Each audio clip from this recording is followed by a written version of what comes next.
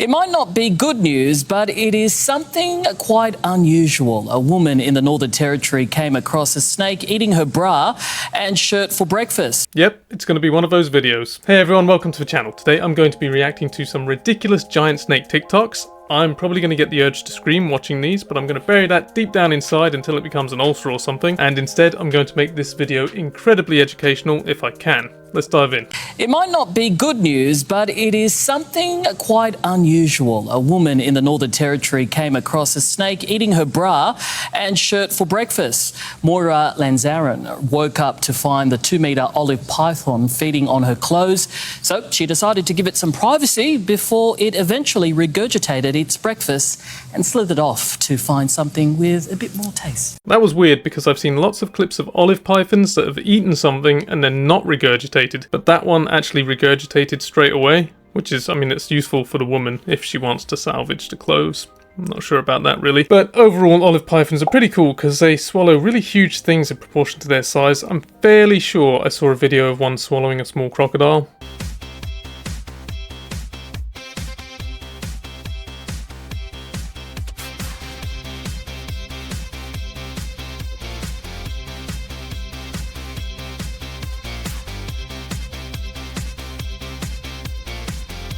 What exactly was the point of that clip? To show a granny and some animal lover, in brackets, looking after a snake or pretending to walk it or just doing dumb crap, basically. Now this next one, Clint already did a number on the guy with facts, as you'd expect from Clint, but there is one point I want to take a little bit more of a detailed look at.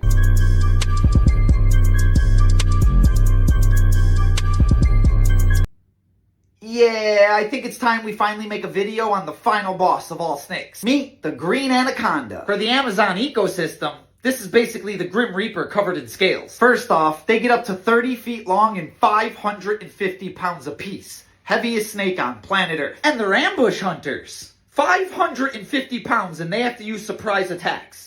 That's some bullshit. Especially when that surprise includes a 900-pound bite force from a mouth that's filled with razor-sharp backward-facing teeth. So if you try to yank out, the teeth just go in deeper. On top. Yeah, just throw in a python at the end there, why not?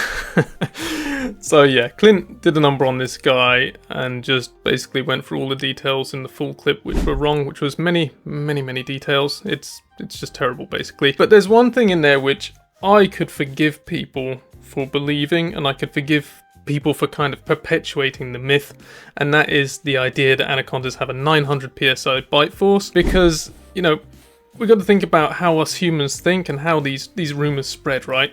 So us humans, we're gangly, inflexible, pretty useless animals which are only good at combat with each other. Some of us, so you know, when you're young and in shape and whatnot. But even us humans have a very strong bite. I've got a bite as an average adult male over 100 psi, and I would even bet that my bite is stronger than that of an anaconda. So we're used to having our jaws, our strong jaws, but we tense when we lift stuff, and we tense when we tense our teeth when we're angry. We're used to having that strength in our jaw, and we kind of take it for granted. The reason is that we've got the temporomandibular joint, which is a bit limited in retrusive movements, but it allows us lots of flexibility in movements with our jaw the rest of the time, and it's attached to these rather very strong masseter muscles. And we also, as mammals, have a solid mandible, so it's in one solid bone, and this allows us a nice, decent crushing bite for our size. Even though it doesn't compare to something like a dog or a bear, right? But it is a good crushing bite for our size. An anaconda doesn't care about crushing anything with its bite. Its teeth are fish hooks. They're hooks, they hold something in place, they latch on. That's what they're for. So yes, as an adult male, you could quite easily have a stronger crushing bite than an anaconda. And I understand, coming from our mammalian human perspective, why it's easy to believe that a big giant snake, even though it's not as giant as he says, should have a strong bite. But no, their bites are weak. Their bites are for anchoring. Now, when it comes to Clint, lots of people have asked me to do a collab with Clint, and I actually wouldn't like to do a collab with Clint, because when I watch Clint's channel, I like to watch Clint on it. So I have reached out to him. What I would like to do with Clint would be an interview. And given how similar some of our content is, it is within the realms of possibility to assume that someone on his production team is aware of my channel. So if that's something you really want to see happen, you really want to hear his different perspectives to what he usually does, the simplest way is probably to send him an email. It's going up in your car. Oh, bro.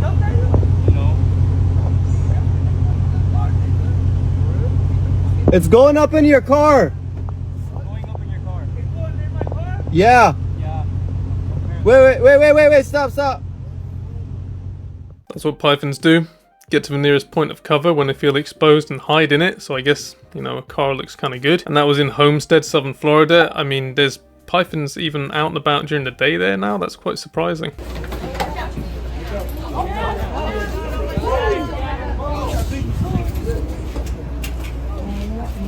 Sweet baby Jesus.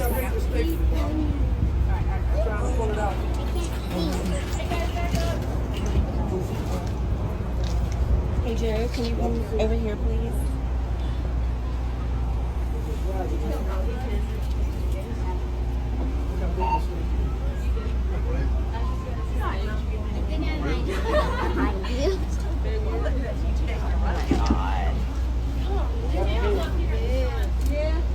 Here he goes. He's going. Here he comes, got him.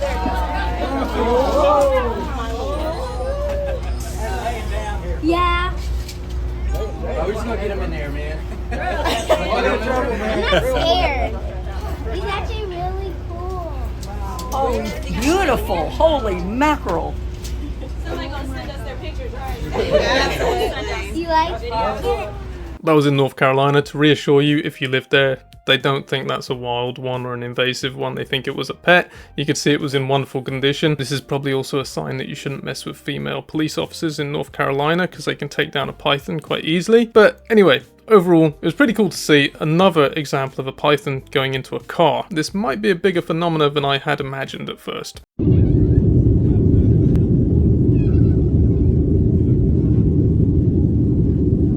I've seen that terrible AI clip so many times, it just does the rounds over and over again. I've seen it on Facebook, Instagram, who knows what else, and it's just so awful and so unbelievable. But it seems to be so popular. I don't know how clickbait like that works. First of all, how would it be stuck onto the plane? Has it got suction cups on it? I mean, it's just nowhere near realistic.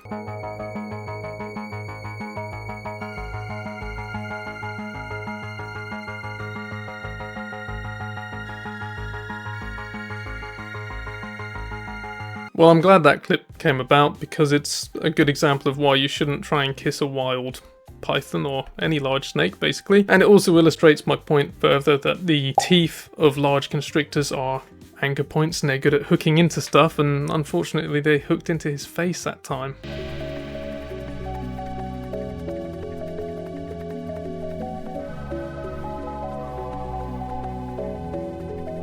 Here's an interesting one because this is a very popular person on social media, and when you look at this clip, she's not doing anything bad to the snake. There's no harm being done there. The only thing I don't like seeing there is the anthropomorphism, as you'd call it, where we take a pet like a snake or a crocodile or something and we act like it's cuddly and it wants a fuss and it wants to hang around in bed. You know, it's not a great example for care overall, but you can take it as kind of a one-off, you know, kind of fun thing, can't you? Big bad handler with the sick snake.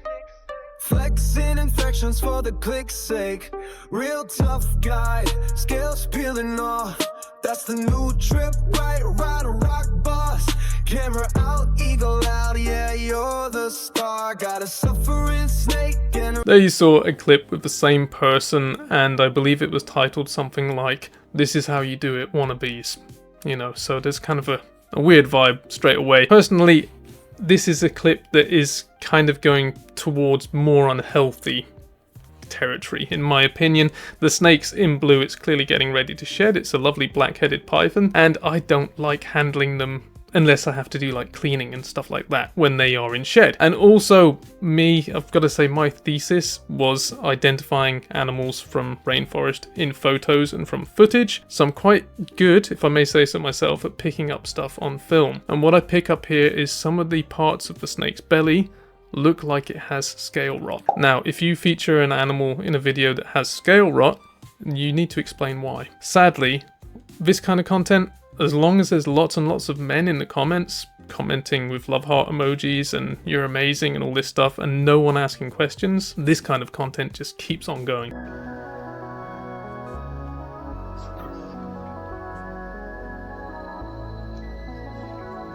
That was cool seeing the pelvic spurs on a southern African python, I think it was, I can't remember. Anyway, it was one of the African python species, and that one had really large pelvic spurs. These can be sexually dimorphic in some species. The males can have them a bit bigger, but don't rely on that for sexing. Anyway, what they are is true vestigial remnants of limbs. So much so that pythons and boas even have the remains of the pelvic girdle inside, but not attached to their spines. It's not just like they've got little spurs, they really are what's left of legs.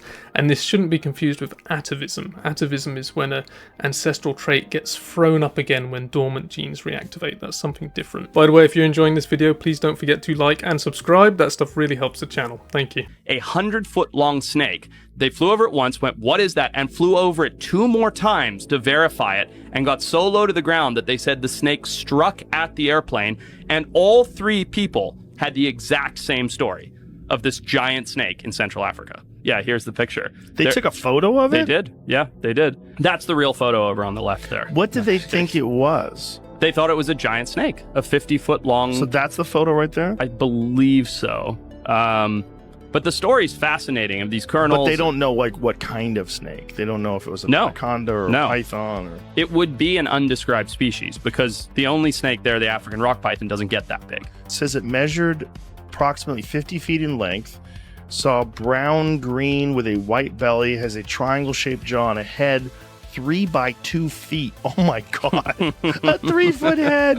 The photo was later analyzed and verified to be genuine. Van Leerd claims that he flew lower for a closer inspection. The snake rose up approximately 10 feet, giving a warning that it would have attacked a helicopter. As I've said before, no biologist on the planet, no serious biologist, believes that story is true in any way, shape or form. It's not true, it's not possible, and it didn't happen. I don't care what anyone says. Now, imagine though, if you didn't know much about snakes at all, you really didn't know, or you didn't have a very good background in biology, what sounds more exciting to you? What's more interesting? If there's me saying, you know what, giant snakes don't exist, or if there's someone there going, yeah, they've existed, they've been seen, they've been spotted, we've got this photo. The latter is more exciting. And when you understand that, you understand where some of these celebrities are coming from. They want to get a reaction. They don't want to tell you the boring truth. That's my job.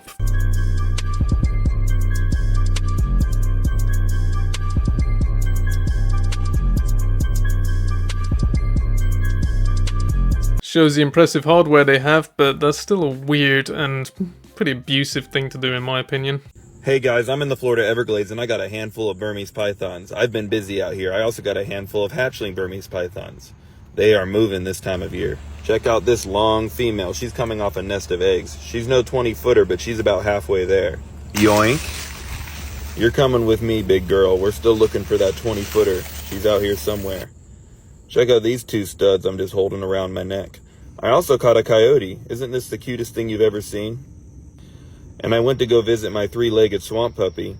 He's just chilling. We got another python. Yoink. These fellas are moving tonight. Hatchling python. Yoink. I'm yoinking as many invasive creatures as I can. Yoink. This isn't invasive, it's just a leopard frog. And he's not happy, that's for sure. Another python. Yoink. Ooh, you almost got me there. Hello, Mr. Crocodile. How are you doing this fine evening?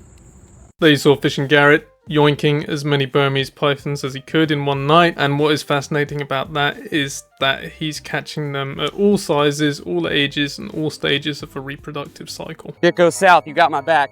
Yeah, holy. I don't know if this is the one, but it's a good looking snake. And this ain't no small one. Come on, girl. Come on, girl.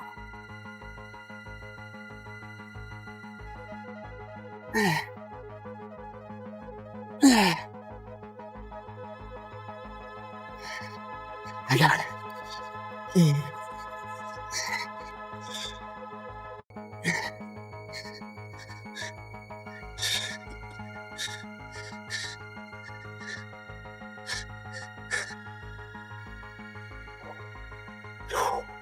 This is a good one. Got it?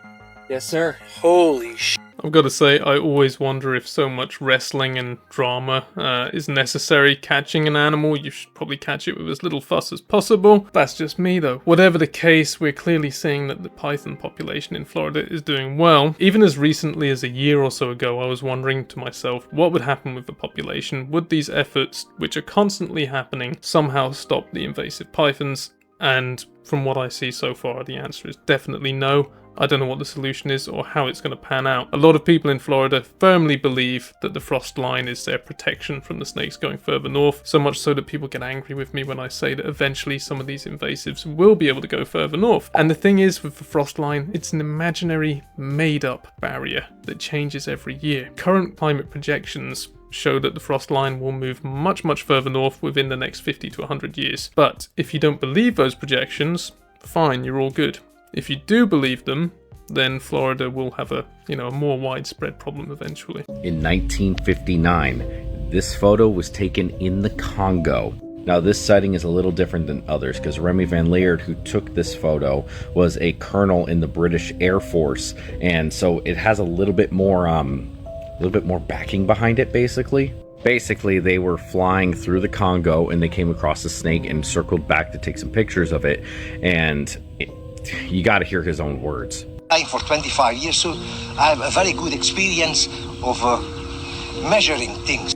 And I would say the snake I saw there was close to 50 foot. He goes on to explain that the snake reared back at the helicopter when they flew pretty close to it, and the head was at least 2 feet wide, and all sorts of insane claims. The only python that's known to get anywhere near that size in Africa is the African rock python. The biggest one was about 17 feet. We will never truly know how big this snake actually was, but it really makes you wonder what's out there. So clearly I'm not going to escape this giant snake legend. It keeps coming back again and again and again. It always varies. People say 50 foot, people say 100 foot, but it's still not possible. Not in today's world. Now, when I say this, a lot of people throw up the fact that Titanoboa once existed, and Titanoboa we're pretty sure was over 40 foot long. There's another species, which I've completely forgotten the name of, that's what happens on camera, which got possibly longer than Titanoboa, we're not quite sure yet. But basically, giant snakes did exist in the Paleocene, which was a very different time to today. In the Paleocene, it was about 10 degrees warmer in the tropics where Titanoboa lived, and there was less variation in temperature between day and night, and the forests were different, they were less dense. So if that giant snake was living in the Congo any time in the recent epoch, there would be too much brush, too much trees for it to move around effectively. It would be too cold for it at night, it would have trouble warming up, it would have to bask to warm up. Because of its size, if it was that ridiculously big, it would also have trouble cooling down, so thermoregulation would be a constant problem. This is before we even get to the topic of food. Also, if it was massive like that, 50 foot long, let's just say 50 foot for the sake of argument, every foot in length or meter in length that an animal that size scales up, it scales up exponentially, right? You wouldn't get a 30 foot python that was as thick as your finger. You'd get one that's massive around as well, because that's how things scale up. So it would need a lot of food, and it would need a more effective metabolism, a more effective respiratory system, which snakes don't have and they've never had. Those conditions, the tropical heat that was intense and constant and stable that existed back in the Paleocene, that is not today. It's a time gone by. Giant snakes don't exist anymore. One thing we can all agree on, and which is obvious, is that the largest animal on the planet today is the blue whale, and that's a mammal. Did you hear that just last week, the world's longest snake to ever be recorded on the worldwide global worlds was just discovered in the Amazon rainforest? And you will not believe what it eats at the end of this video. So a Sir Walter Tigglewoggles from Scotland was flying over the Amazon looking for uncontacted tribes so that he could make contact with them and tell them about the Russia-Ukraine conflict and ChatGTP. But instead of finding them, he was in for a surprise of a lifetime, a real treat. Scientists are looking at the snakeage, and they're saying that it's about 2 miles long. Can you believe that? 2 miles long. And it's down here in the Amazon River. One thing that you average citizens might not know is that the Amazon River and Amazon rainforest is not the company. It is separate. It is a region of the world. That's just a featured fact truth. I'm an Eagle Scout, so I know a lot of these featured fact truth. And I'm not bragging being Eagle Scout. That's just another featured fact truth in of itself. But the scientists are saying that they believe that the snakeage doesn't eat large mammals. It eats rodents and small mice, even given its size. And they've been wondering for years why the rainforest of the Amazon is not overrun with mice and rodents. And now they think it's because of this guy, because he eats hundreds of thousands of them a day. Nature is the great balancer. I've said it before and I'll say it again. But what do you think about all this? Just after I get done doing my little speech, this guy proves me wrong and uses more newer scientific terms like snakeage.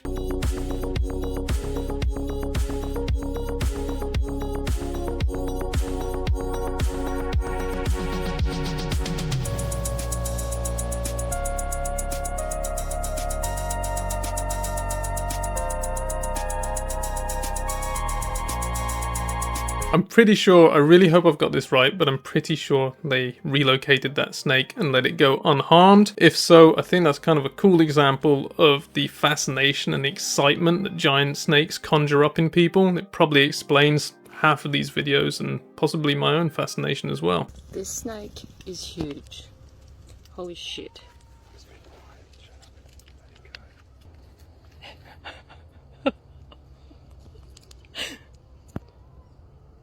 Oh my god. That is... This snake is... That is massive. He is still going. He is so cute.